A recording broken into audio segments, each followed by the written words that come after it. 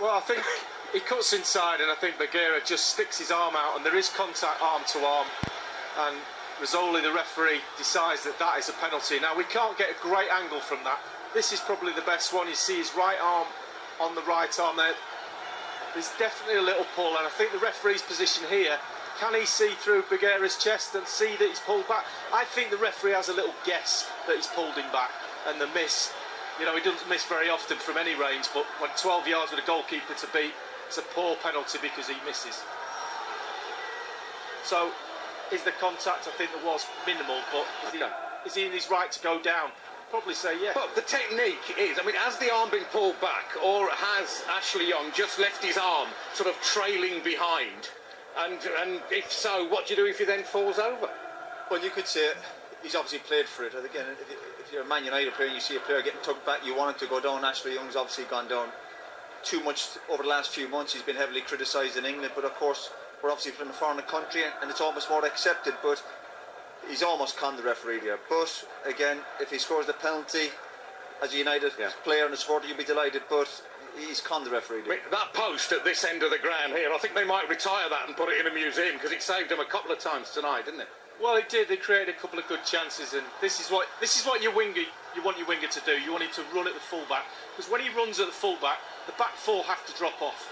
They can't stay where they are, so they end up dropping off, and that releases the space for Kagawa to go into in the end when it comes over to him. Back four's been dragged towards the ball. There's the space, and when it eventually comes over, this is probably a miss he'll want to forget. It does take a little bobble, just about there, pops up. If you get your knee over the ball and sort of scuff it into the net, and it's a bad miss, and then in the end, this is where Kagawa picked the ball up better in the second half. Loads of space to run into, and he creates the space. Back four drops off, gets sucked to the ball again. Ashley Young, brilliant ball in, and that man doesn't miss very often, as we said. Should have scored. If you want the ball to fall to anybody, it's Van Persie or Hernandez, the form they're in. So it's not as if it's a lack of confidence, just maybe a lack of concentration, a little bit of composure. Obviously, Van Persie and Young did make a big difference when they come on, but they are big chances. It'll be interesting to hear what Ryan Giggs has got to say about tonight. He's with Gabriel. Well, it's a point. Manchester United still top the group. I suppose that's, well, the consolation tonight, Ryan, that the other game was 0-0 as well. Yeah, I think so. You know, I think tonight we controlled the game. We had 2-3 great chances, and probably should have won the game, but yeah, probably happy with the performance. Disappointed that we didn't get the 3 points. When Robin Van Persie misses a penalty, I suppose you know it's not going to be your night in terms of a goal.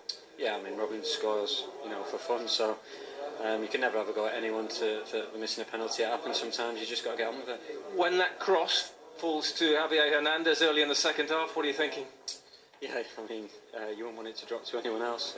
You know, he's a great goal poacher and great goal scorer. I don't know if it bobbled up or anything, but yeah, I mean, every probably 1 in 100 you see them miss, but it's just one of them things, and we just got to get on with it.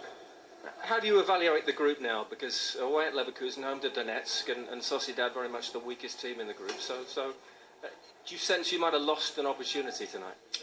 Yeah, probably. I mean, yeah, but I think if you get a point away from home and win your home games, you usually go through, and we're on track to do that at the moment. So hopefully we can finish the job off. You've been in this position yourself a lot of experience in Champions League. You know the opposition now. You expect United to qualify. Yeah, I mean, win the group. Yeah, I mean that's what we'll try and do. We've got two tough games, but we're up for the task. We played obviously both Shakhtar and Leverkusen, so we know what they're all about, and yeah, we're confident that we can go through. Thanks, Ryan. Cheers. Ryan Giggs, incredibly sort of softly spoken as ever. What did you make of what he said? You share his confidence? They're going to be all right? Yeah, of course. It's common sense, obviously, that what Giggs is talking there. And the 2 games they've got coming up in the group will be the 2 toughest games so far. But it's Man United, and if they perform like they did in the second half, you still expect them to get out of the group. But I've said earlier that the priority, I think, for Man United is to try and top the group, and they're just making it that bit harder for themselves. OK, well, it's just sort of us four, a few cameramen, and about 3,000 Man United fans still in the ground now. We'll be back for more analysis shortly, with or without their help in the background. A frustrating evening for David Moyes. Really a lot to say for himself, get closer to Rooney, do something, score for heaven's sake, but at the end he emerges pretty pleased with the night's work. We'll be back very shortly.